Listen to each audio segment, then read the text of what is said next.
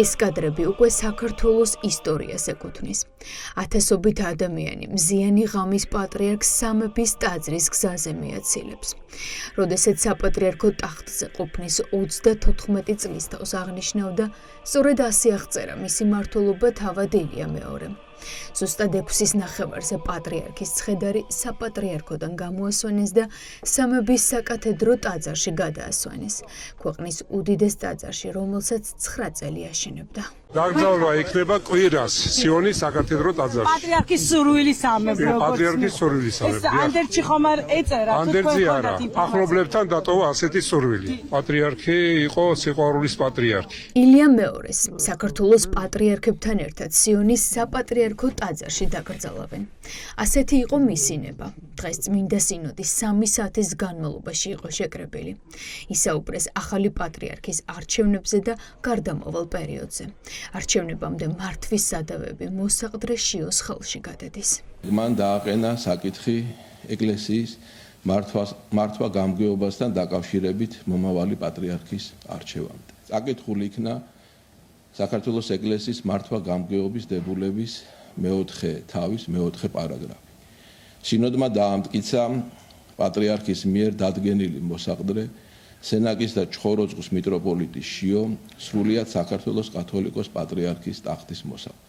ათასობით ადამიანი გამოვიდა დღეს თბილისის ქუჩებში პატრიარქთან გამოსამშვიდობებლად. გადაიკეტა ზვიად გამსახურდია სანაპირო და ბარათაშვილის აღმართი. ხალხი ხატებით ხელში დღეს მადლობას უხდიდა პატრიარქს იმ წლებისთვის, რომელიც საქართველოს სამსახურში გაატარა. მისი სული, მისი უკვდავი სული, ცეციდან კიდევ უფრო მეცემს გააკეთებ ჩვენი ქვეყნისთვის, ვიდრე აქამდე აკეთებ. კათოლიკოს პატრიარქი არ იყო მხოლოდ ჩვენი ქვეყნის პატრიარქი, ის მსოფლიო პატრიარქად მოიაზრებოდა სულიერი მნიშვნელობით, რა თქმა უნდა, იმიტომ რომ მთელი მსოფლიოს ქრისტიანული სამყარო მას აღიარებდა როგორც ერთ-ერთ გამორჩეულ და უმნიშვნელოვანეს ფიგურად. ამიტომ დარწმუნებული ვარ, რომ ძალიან ბევრი ადამიანი იქნება მსურველი მასთან გამოთხოვების იმისთვის, რომ მას უკანასკნელი პატივი მიაგოს. ეპისკოპოსების ერთი ნაწილი ფიქრობდა, რომ პატრიარქი მისივე აშენებულ სამებაში უნდა დაეკრძალათ. ეს ინიციატივა დღეს წმინდა სინოდის ხდომაზე მეუფე ანტონმა დააყენა. თუმცა საბოლოოდ სიონის საპატრიარქო ტაძარი გადაწყდა. ადგილი, სადაც დიდ დროს ატარებდა. პატრიარქი თელი ეპოქა არის, არ ყოფილა რაიმე რაც მასზე არ გადასულიყო. ყველაფერმა გადაიარა მის თავზე და მის ხრებზე ღირსეულად, იმიტომ რომ გაიტანა, იმიტომ რომ ამდენ ხალხს უყვარდე.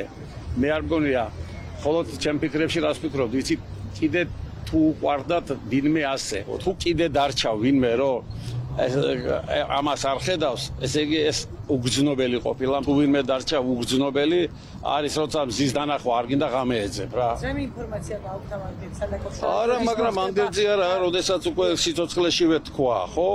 სიცოცხლეშივე დასვა და ამდენზე არა, ახლა მაინც ეს უნდა ახლა როგორ ფიქრობ, თქვენ თქვა ერთი და გააკეთა მეორე?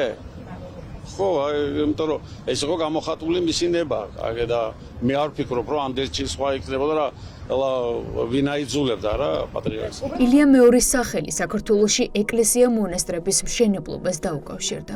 ქმნიდა ახალ ეპარქიებს, აშენებდა ახალ ტაძრებს.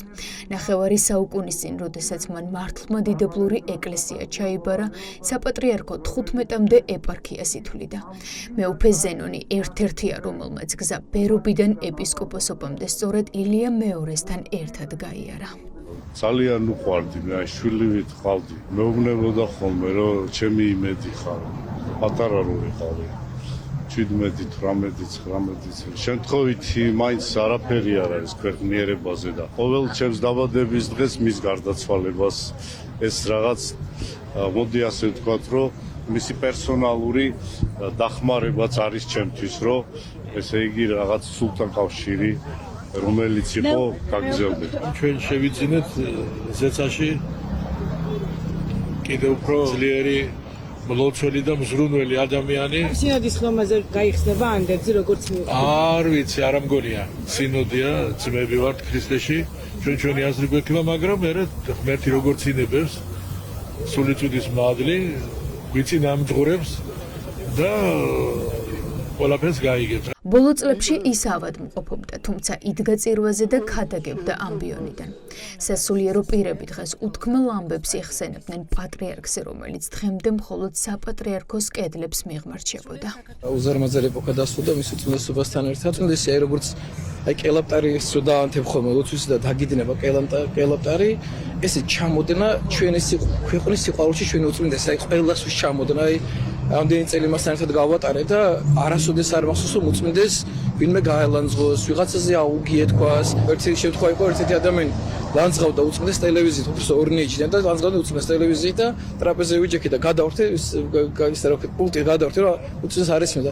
გადმორთიოს უნდა უყურო და ნახევარი საათი უყურა უწმიდეს როგორ ლანძღავდნენ მას საშინელ წყობით იძახდნენ უწმიდესე და რომ დამთავრდა ტრაპეზი მე მითხარო სახელები ჩაიწევა და მეთქი ალბათ ახლა ჩემნაირი ადამიანი ეს სხვანაირად ვერ იფიქრებდა ალბათ და მეთქი ხვალ ახლა მიადგება ამბიონზე ამათ გალანძღავს გათათხავს როგორ გამიბედეს რაღაც წყვის მეთქი და ამათ ჩემ გულენებაში ფიქრობდა უწმიდესიც მეუნება რომ თვაში მომკიდა ხილიც გამიკეთა და მეგო მაგიტომ კი არ გითხარო ისინი ჩემი შვილები არიანო მე მაძე პასუხისმგებელი ვარ და ხვალო მაძეო განსაკუთრებულად ვილოცავ რომ ამათი სულები არ დაიღუპოს იმიტომ რომ მე მათი სულები ჩაამბარავ ღმერთმა მე მათი პატრიარქი ვარო საქართველოს ახლა სტუმრებს ელოდება. ილია მეორეს უკანასკნელ გზაზე პირველების ინფორმაციით გააცილებს მსოფლიო პატრიარქიც.